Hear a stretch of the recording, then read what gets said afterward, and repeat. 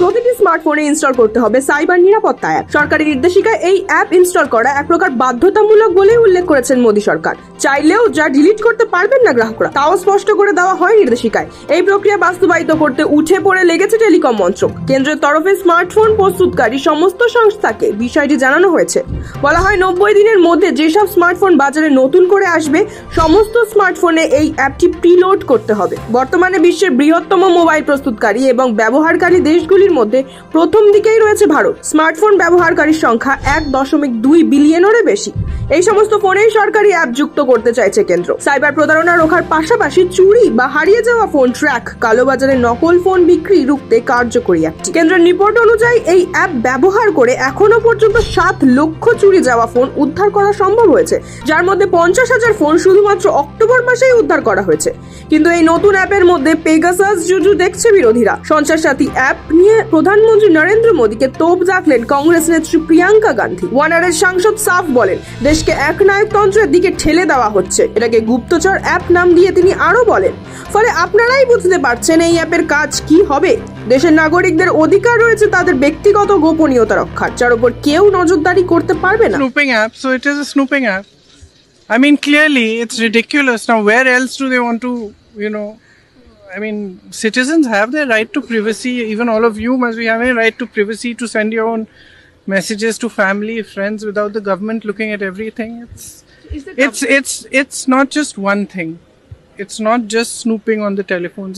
It's overall. They are turning this country into a dictatorship.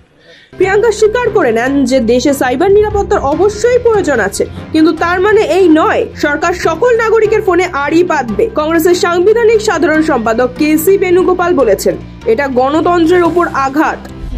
It's an attack on privacy of the common people of this country. So actually, basically, this is an attack on constitution also. Congress সাংসদ কীর্তি চিদাম্বরম সমাজ মাধ্যমে লেখেন, phone এবং ব্যক্তিগত জীবনেরও একটা দখল নিয়ে নেবেন বিগ ব্রাদার। এটা তো পেগাসাস প্লাস প্লাস।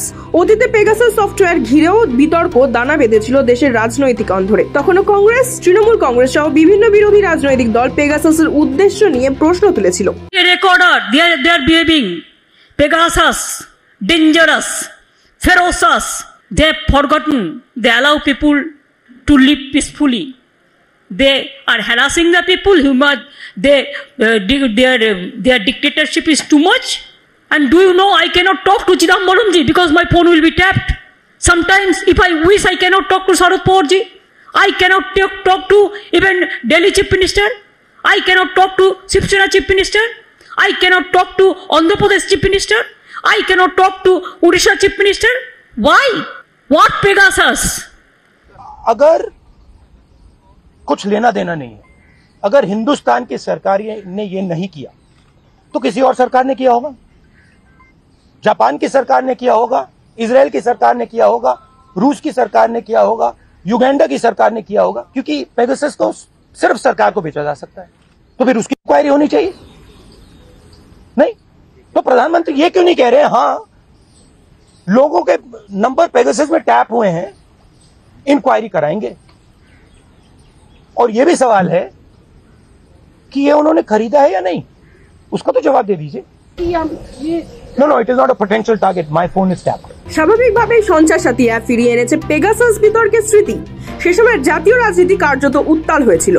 কেন্দ্রীয় সরকারের বিরুদ্ধে ব্যক্তিগত পরিসরে উকি দেওয়ার অভিযোগ উঠেছিল। দাবি করা হচ্ছে ব্যক্তিগত তথ্য হাতাতেই এই অ্যাপের ব্যবহার। সঞ্চার সাথী এই অ্যাপ নিয়েও সেই প্রশ্নই উঠতে শুরু করেছে। সঞ্চার সাথী অ্যাপ মোবাইলে ইনস্টল করার নির্দেশ ঘিরে ফের পেগাসাস ভূত দেখতে শুরু করেছেন বিরোধীরা। এদিকে কেন্দ্রের এই নির্দেশিকা সব ফোন প্রস্তুতকারী সংস্থা মানবেন কিনা সেটা নিয়েও সংশয় রয়েছে। সূত্রের খবর, আইফোন প্রস্তুতকারী সংস্থা অ্যাপেলও এই নির্দেশ মানতে রাজি নয়।